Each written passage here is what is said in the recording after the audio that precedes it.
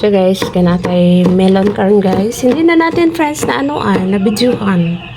Ay anong tawag doon.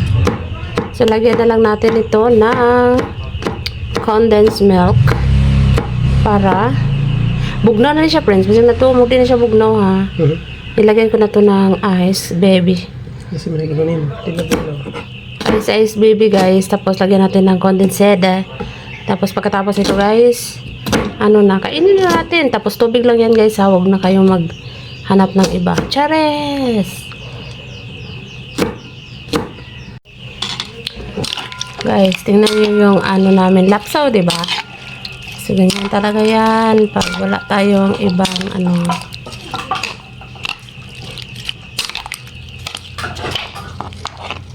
lapsawa, uy! Grabe naman. Inubos mo naman lahat. Huwag naman ubusin. Magtira ka naman.